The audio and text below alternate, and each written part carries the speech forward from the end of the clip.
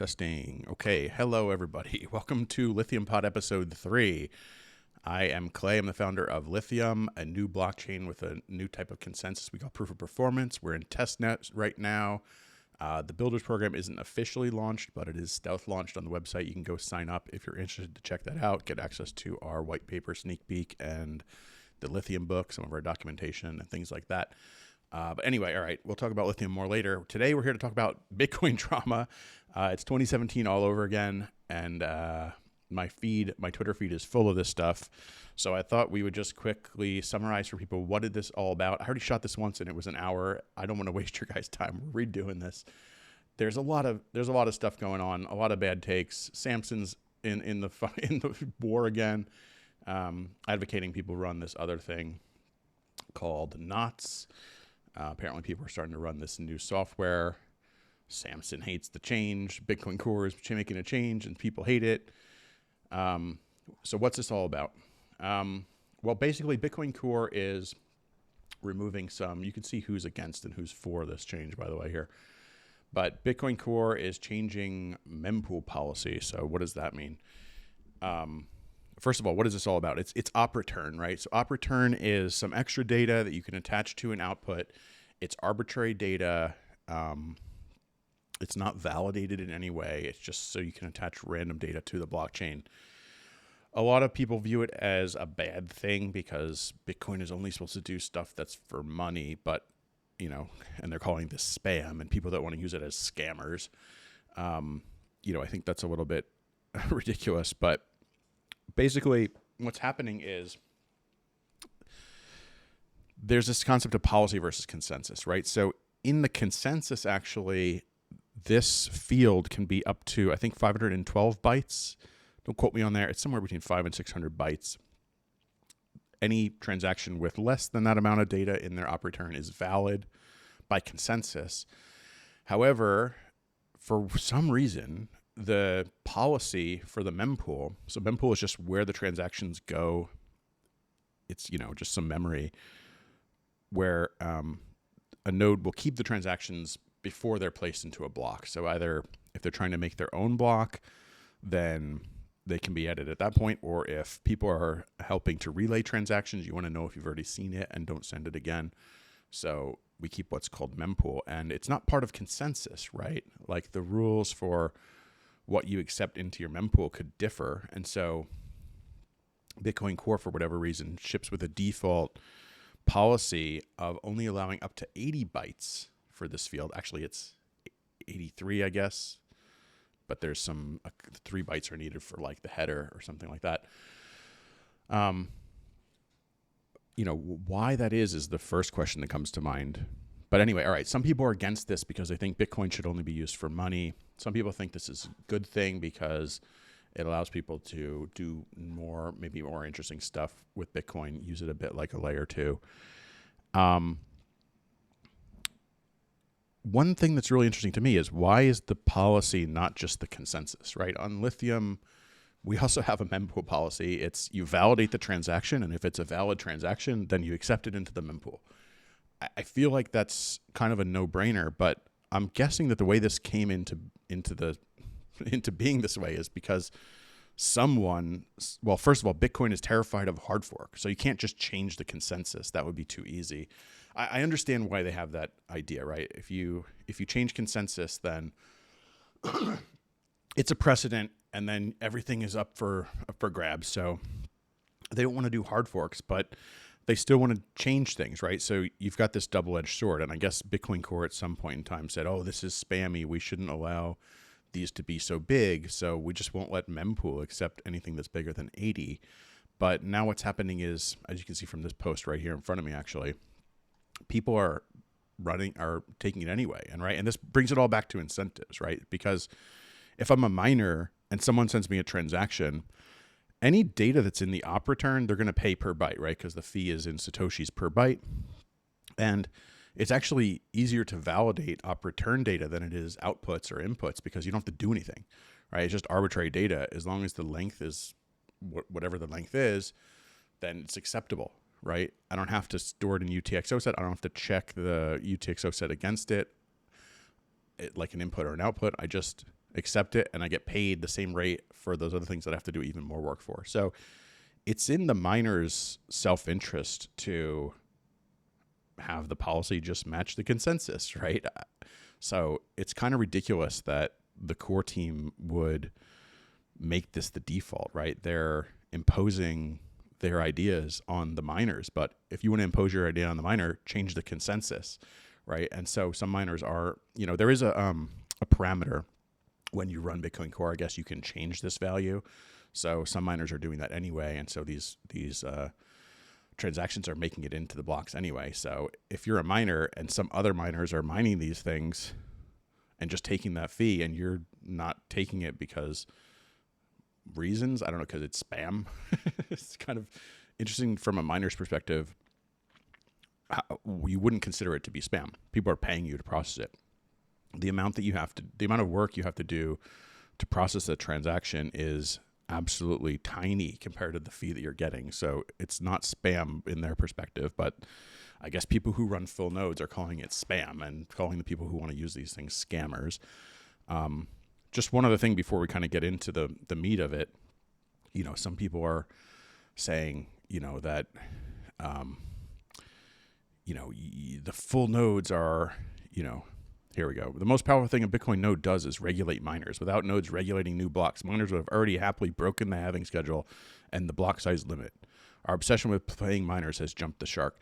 The people in the Bitcoin community have the weirdest idea about what full nodes do and what full nodes don't do. They don't regulate anything, okay? If all the miners decided to change to a different consensus, that's the new Bitcoin. Doesn't matter what the full nodes are doing. And if you think that you're somehow going to restrict the miners from getting the transactions that they want to use by not running a device that costs $20 and you can plug in at home on your commodity internet, you're delusional, okay? The miners are just going to run that themselves if they want to, if they have to. If every full node were to disappear overnight, it would affect probably nothing, unless it's like a full node that you yourself are depending on because you're running your wallet at like Trezor.io or something. But I just want to disavow people of this concept that full nodes running the NOTS software makes any difference in the world to anything going on here, right? As I said, some miners are already mining these things. You can't stop the miners from mining them. If there's two reasons to run a full node, either one is you want to be able to validate the transactions yourself, your own transactions. If somebody sends you a transaction, you want to validate that yourself and run your own full node that'll tell you that you got that money. That's actually not a terrible idea. It doesn't scale because you can't have everybody in the planet running a full node when Bitcoin can only do one transaction for everyone on the planet every 30 years. So it doesn't really make sense for somebody to run a device for 30 years so they can do one transaction. But okay, that's one reason in your own self-interest that you might want to run a full node. The other reason you'd want to run a full node is because you have some ideological concept around it being like a good thing to do, which this person clearly has. And you think that like, it's interesting actually. It's a flaw of Sam that Tolkien points out in his relationship with Frodo, right? Because he's Frodo's protector, he thinks he owns, like he has the right to Frodo's safety and well-being, right? This is like what's going on with these full node folks, right? They're like, well, I'm doing this thing that is good for Bitcoin, and therefore, I have the right to say what is and isn't right. Well, if you're volunteering to help the network because you think it's a good thing, who are you actually helping? The miners. A very, very tiny amount you're helping the miners, by the way. Like, they wouldn't even notice it because Bitcoin is so restricted. But it's kind of funny. It's like if you went to volunteer at a soup kitchen and you're a vegetarian and like the people there want to eat and they're not opposed to eating meat, but you're like, I won't serve anybody meat. It's like, okay, I understand where you're coming from, but like, are you here to volunteer or not? And if you're not, then just turn off your full node. Like, we don't care. Like, the miners are going to get the transactions they want regardless of whether you're helping. So, all these people, if you're running a Bitcoin NOTS node as your full node, sorry to tell you, you're not changing anything, okay? And this whole thing of like somehow counting the number of people that are running a particular type of software somehow tells us anything. Listen, the incentives for full nodes are that they maybe don't want this because it would maybe make their costs slightly higher. Honestly, it's so small that like it's not even worth thinking about, but that's how the incentives are. And for the miners, it's very obvious you want the transactions. So, all right, with that out of the way, getting into like, is this a good thing or a bad thing? Well, first of all, it's policy versus consensus situation. And really, I think the deeper issue here is this fright that the Bitcoin has with hard forking. I understand there is a good reason not to do it. And, if you start to hard fork, then you open up a sort of can of worms. But if you're going to then say, all right, we can never fork, forking is bad, which by the way is, it's an arbitrary point in the sand, right? Because a soft fork they say is okay. But if you look at like the way SegWit went out, right? They used, I think, an unspent output identifier or something. I'm not quite right on the technical details here, but the result of it was that these new type of transactions, they would be accepted by people running the old software, but they wouldn't be validated. So, and they call that a soft fork. So it's this sort of arbitrary line where it's like, well, as long as the other node keeps running the old software, that's okay. But it's not validating the new stuff anyway. So like, what's the point really? And then furthermore, it's like, how do we even end up at this situation where the mempool policy is for this thing to be 80 bytes, but the consensus is 500 bytes? Because someone somewhere is trying to impose a change, but they can't change the consensus. So they're doing it in the mempool policy. Like, just don't do that then, right? Like, that's your whole community's ethos. The mempool policy should just be aligned with the consensus. Don't then go like, oh, we can't change anything except, well, I am going to sneak this change in because I think this is bad. And I'm going to secretly, cause the behavior of the network to change because everyone's going to just run the default parameter that I set here in the mempool. And therefore we can't actually have an op return that's more than 80 bytes, even though we didn't change the consensus. Like, it's just dishonest. And so now you're in the situation where I guess somebody's trying to put it back, because I can't imagine a scenario where the policy would be different than the consensus, right? Why would that be? So people are just trying to align those two things, and there's all this pushback, which is ridiculous, right? That's the consensus. A miner, first of all, you're not going to stop miners from running a policy which is in their own best interest. And saying that a miner should run a policy that is not the consensus is just a ridiculous thing to say. So that's first of all. Secondly, like, Bitcoin is just so stodgy and behind. We're actually at Litheum talking about making kind of mempool policy part of the consensus in a way by using slashing mechanisms in order to enforce certain policy. It's not exactly consensus because it's not like as if it's part of the rules of block production, but it is a way that you can even go kind of beyond what Ethereum or these, other smart contract blockchains are doing to sort of harden this problem and get behavior out of the mempool policy that you want. For example, if you want Lithium to be more cash-like, you could have something like a zero confirmation policy that's enforced via a slashing mechanism. Now, I'm not sure if we're going to be able to do this. We haven't thought it out thoroughly, but it's something we'd like to add to Lithium. And, so it's just sort of like, when we look at Bitcoin from a Lithium perspective, it's just so far behind. It's so sad. It's like, not only is your policy not aligned with your consensus because you have this, kind of weird, like, aversion to hard forking that makes your chain like impossibly like dead, but also like we're already thinking kind of beyond that, where we start to like bring mempool into some of the things that we sort of force the runners, or what we call our miners as runners, into doing what you want to do on behalf of the rest of the network and on behalf of the users. So that's sort of interesting. But okay, I think the biggest thing about this, though, that's interesting to me is the whole, hard sound money thing and how that's related to Bitcoin, right? Because the Bitcoin community is obviously claiming to be the most secure, which it is, and also, sound money. And because there's only the $21 million limit, or 21 million Bitcoin limit, I should say.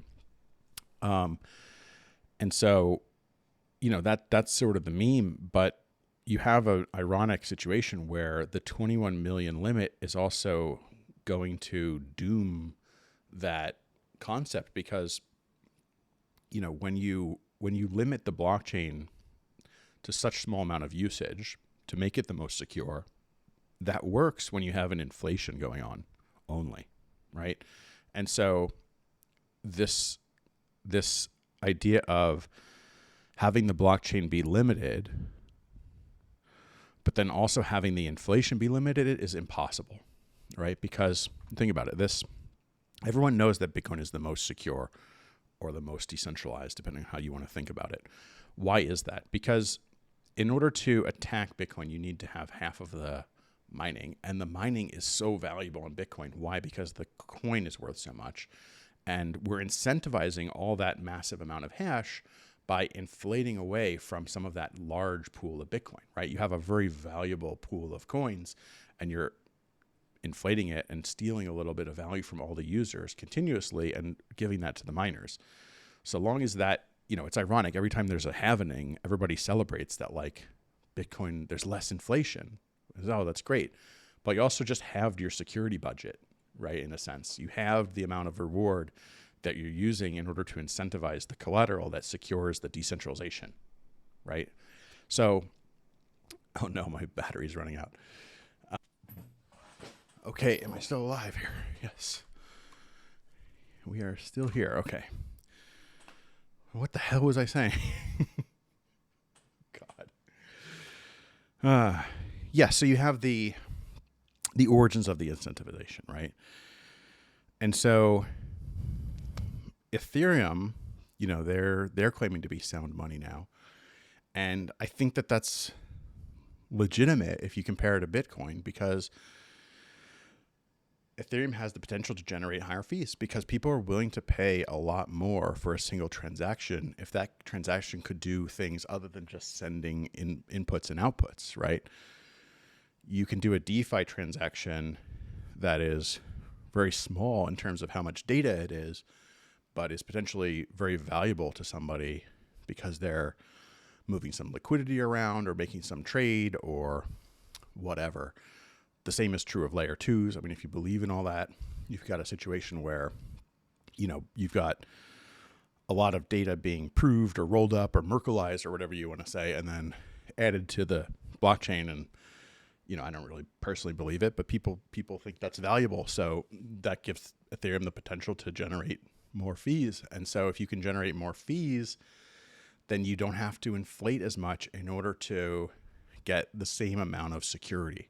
Right. And so if Bitcoin's thesis is that it's the most valuable because it's the most secure, then you're going to need to challenge this 21 million thing. And I think people saying that that's going to have to be something that's called into question are exactly correct. And this change could potentially avoid that. So if you're, I think if you're a Bitcoiner, you're probably a sound money advocate and you want that 21 million to stay fixed to 21 million. I think this is a very good change. I think you should support it. Honestly, it doesn't really matter what you think or I think because the consensus is already the other way and people are already mining these. So, and it's in the miner's own best interest to run this policy anyway. So I don't see how you're going to get your way if you're against this change. But yeah, the whole thing is just a little bit ridiculous to Lithium. And we think that ultimately Lithium could be the most secure, most sound money because if you have the most usage, ironically, people understand that more value means you can extract more value and reward it to your miners, and then your chain is the most secure.